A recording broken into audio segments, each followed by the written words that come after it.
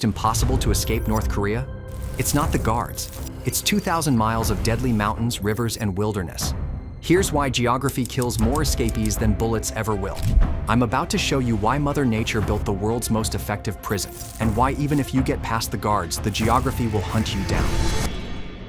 Look, when most people think about escaping North Korea, they picture guard towers, barbed wire, and soldiers with guns.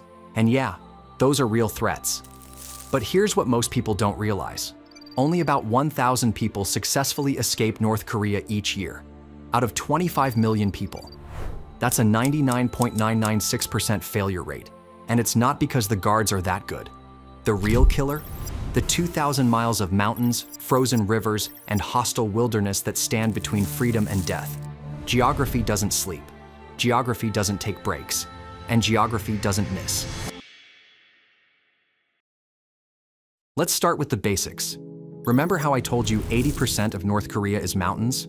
Well, those same mountains that make invasion impossible also make escape a nightmare. Picture this. You've decided to escape. You slip past the local guards in your village. Congratulations. You've completed maybe 1% of your journey. Now you're facing the Nangnim Mountains, peaks over 8,000 feet, with Mount Paktu rising to over 9,000 feet, covered in dense forest, with no marked trails and temperatures that can drop to minus 40 degrees Fahrenheit. But here's the thing that makes it even worse for escapees. These mountains create what I call geographic funnels. There are only a handful of passes through these mountain ranges. And guess what? North Korean border guards know exactly where those passes are. It's like trying to escape from a prison where there are only 3 doors, and all 3 doors have guards watching them 24/7. So you have 2 choices. Take the mountain passes where you'll definitely get caught, or try to go over the mountains where you'll probably die. Most people choose the mountains. Most people don't make it. In winter, these mountains become a frozen death trap. No shelter, no food, and if you light a fire to stay warm, the smoke gives away your position. Defectors who've made it out describe finding frozen bodies of other escapees who tried the same route. The mountains are littered with people who thought they could beat geography.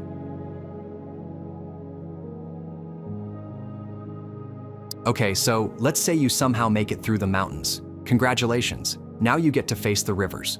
North Korea has 2 main border rivers, the Yalu River on the Chinese border and the Tumen River on the northeastern border with China and Russia. Now, you might think, rivers? How hard can it be to cross a river? Let me tell you about the Tumen River. It's narrow, sometimes only 50 meters wide. Sounds easy, right? Wrong. This river is a geographic death trap disguised as an easy crossing. First, the water temperature. Even in summer, this river is fed by mountain snowmelt. We're talking about water cold enough to cause hypothermia in minutes. But in winter, the river freezes solid. You'd think that makes it easier to cross, but it actually makes it more dangerous. When the river freezes, it creates what locals call ice roads. But these aren't stable. The ice cracks, shifts, and can give way without warning. Fall through the ice in minus 30 degrees Fahrenheit weather and you're dead. Plus, when the river is frozen, there's no cover. You're completely exposed crossing a white sheet of ice. Border guards can spot you from miles away. And here's the geographic nightmare that most people don't know about: the Tumen River floods. Every spring, mountain snowmelt turns this narrow river into a raging torrent. The water level can rise 20 feet in a matter of hours. Defectors have described watching the river swallow entire sections of the border. People who thought they could wade across in the morning find themselves facing a deadly rapids by afternoon. But let's say you time it perfectly. You cross during the brief window when the river is neither frozen nor flooding.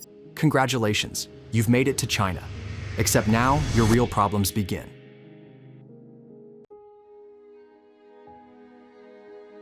Here's what nobody tells you about escaping to China. Crossing the border isn't freedom. It's just trading one geographic prison for another. The Chinese side of the North Korean border is some of the most remote mountainous terrain in China. We're talking about regions that are hundreds of miles from major cities. And here's the geographic nightmare. You can't just disappear into a crowd. These border regions are populated almost entirely by ethnic Koreans and Han Chinese. If you're a North Korean refugee, you stick out like a sore thumb. But it gets worse. China has a repatriation agreement with North Korea. If Chinese authorities catch you, they send you back. And the geography works against you here too. The border region is crisscrossed with mountain roads that all lead to the same places. There are only a few routes that can get you deeper into China, and Chinese Border Patrol knows exactly where those routes are. It's the same geographic funnel problem you had in North Korea, except now you're in a foreign country where you don't speak the language and have no support network. Most North Korean escapees get caught within 100 miles of the border, not because Chinese security is so good, but because the geography gives them nowhere to hide. And if you do somehow make it deeper into China, you face what I call the 2,000-mile problem. South Korea is the only place that will automatically grant you citizenship as a North Korean refugee. But South Korea is 2,000 miles away from the Chinese border. That's 2,000 miles of traveling through a country where your presence is illegal, where you don't speak the language, and where getting caught means being sent back to almost certain death. The geography of China becomes your enemy. Every mountain range you have to cross, every river you have to ford, every city you have to navigate around, each one is another chance to get caught.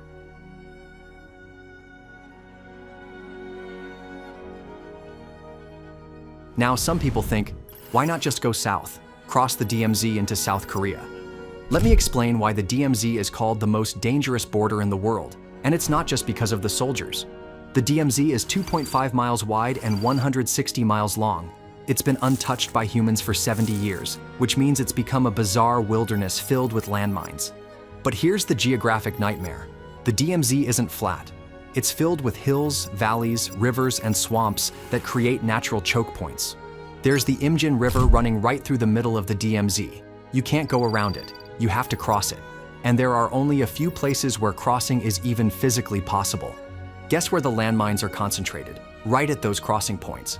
The geography forces you into the most dangerous areas. It's like the landscape itself is designed to kill you. And even if you somehow navigate the minefields and cross the river, you're still not safe. The southern half of the DMZ has different geography, more open terrain where you're completely exposed. South Korean sensors can detect movement from miles away. The geography that hid you in the northern mountains now betrays you in the southern valleys. But here's the most insane part. Even if you make it across the DMZ, you're not automatically free. South Korean soldiers are trained to shoot first and ask questions later. They can't tell if you're a defector or an infiltrator until you're already in custody. The DMZ has claimed more lives than any other border crossing in the world. And most of those deaths aren't from bullets. They're from landmines, drowning in rivers, or exposure in the wilderness.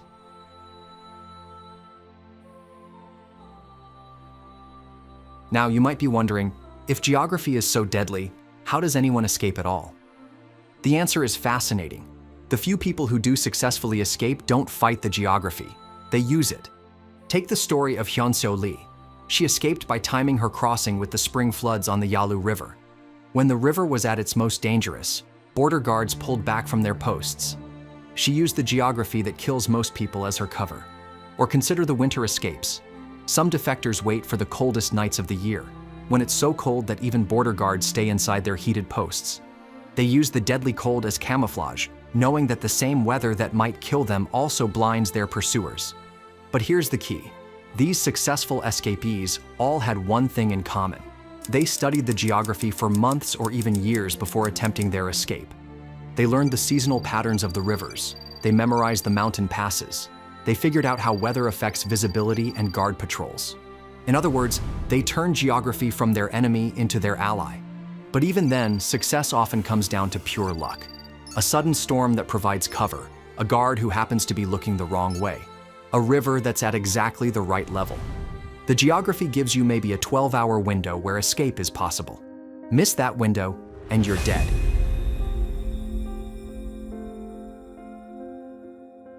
Now, you might think modern technology has made escape easier.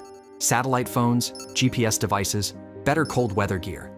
But here's the thing, technology cuts both ways. Yes, escapees now have better tools. But North Korean border security has better tools too.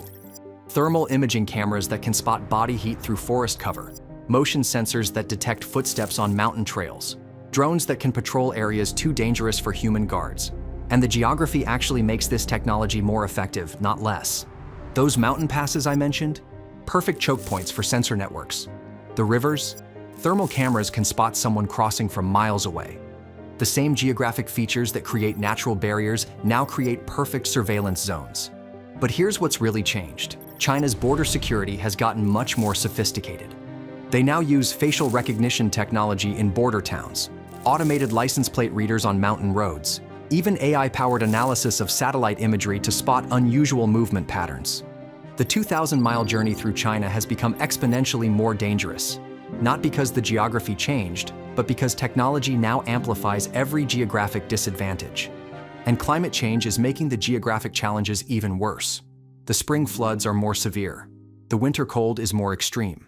The mountain weather is more unpredictable. Geography was already the biggest killer of North Korean escapees. Now it's getting deadlier every year. So the next time you hear about someone escaping North Korea, remember this: they didn't just outsmart the guards. They survived 2,000 miles of hostile geography that's designed to kill them. Mountains that freeze you to death. Rivers that drown you or give away your position.